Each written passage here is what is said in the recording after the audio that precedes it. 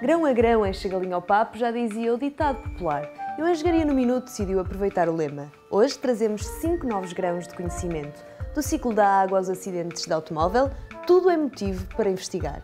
Começamos por descobrir o nível de perspicácia do sistema de táxi. São vários os sistemas que já existem para sabermos, em tempo real, o horário dos transportes públicos. Por exemplo, a posição de cada autocarro ou táxi em cada minuto e o que neles acontece, como a entrada e a saída de passageiros.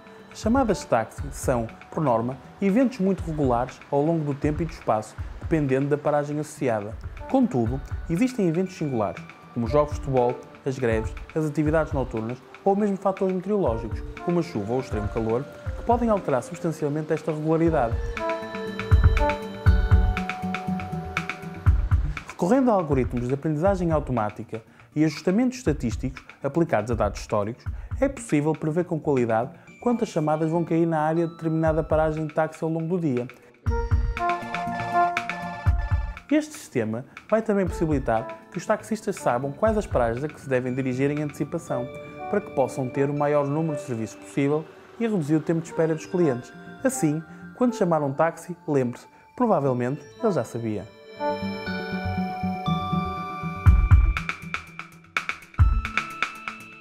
Agora deixamos que a água nos guie pelos diferentes estados por onde passa. Seguimos os trilhos do ciclo hidrológico e vemos onde nascem os rios, recursos muito importantes na reserva de água doce. A água existente do planeta está em constante transformação e movimento. Por ação do Sol, a água evapora-se dos oceanos e continentes para formar as nuvens. Estas dão origem à chuva e à neve quando se aproximam de zonas mais frias ou montanhosas. Parte da água que cai nos continentes escoa subterraneamente ou à superfície, descendo as encostas das montanhas até atingir os vales onde se formam os rios.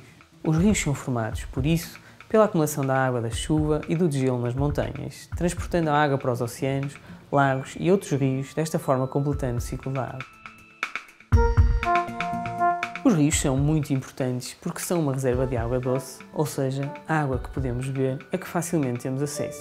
Somente 3% da água do planeta pode ser utilizada para o consumo humano, estando a maioria retida nas calotes polares, o que a torna um bem muito precioso.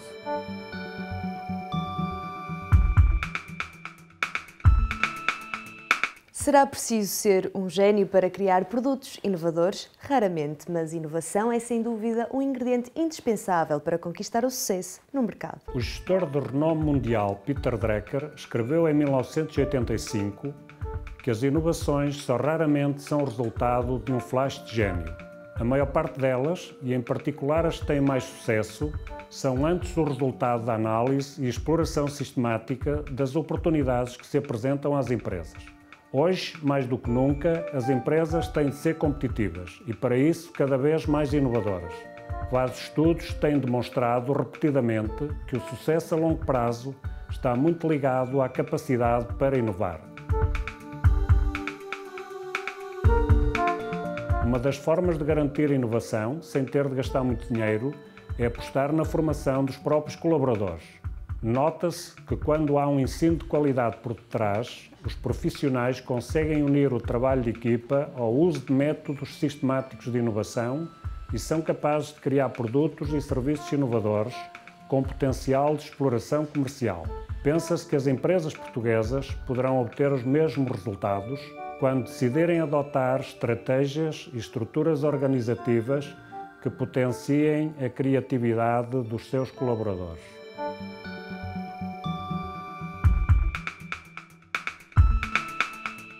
E foi com certeza usando uma boa dose de inovação que a engenharia conseguiu criar a tecnologia que vamos apresentar.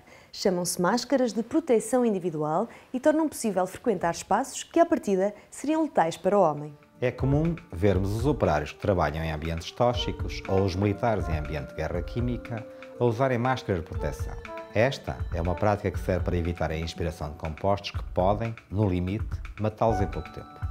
A parte mais importante da máscara é o filtro.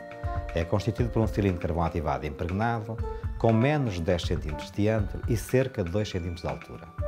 O composto tóxico adsorve no carvão ativado e avança no filtro a uma velocidade de cerca de 300 vezes inferior à que se observaria no caso de não haver adsorção. Um facto curioso é que quanto maiores forem as concentrações, maior é a velocidade com que se propaga no filtro. Por isso, o carvão ativado é impregnado com um catalisador. O catalisador degrada o tóxico, diminuindo e desacelerando a respectiva concentração cerca de 60 vezes. O efeito combinado destes dois fenómenos não lineares, a desorção e a reação química, permite que os indivíduos sejam protegidos durante muito mais tempo, mais de 18.000 vezes do que seriam sem a máscara.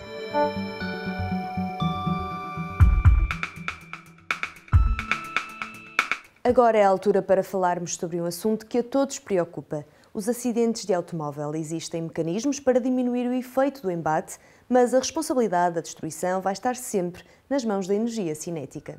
A energia pode existir sobre as mais diversas formas. Assim, é habitual ouvir falar-se de energia elétrica, solar, térmica, eólica ou outras. Uma dessas formas de energia é a cinética. Ela está associada a uma massa em movimento e é responsável pelo poder de destruição num desastre automóvel.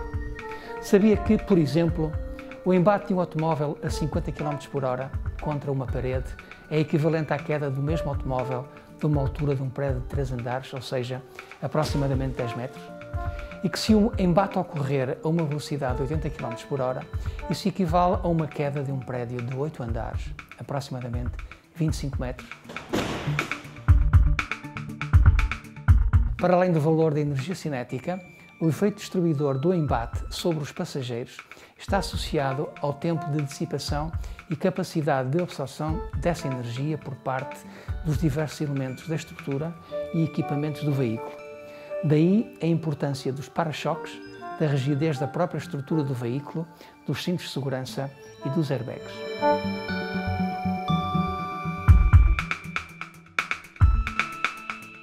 O Engenharia no Minuto fica por aqui. Já sabe, nós estamos de volta na segunda-feira para continuar a percorrer o caminho do conhecimento. Conto consigo.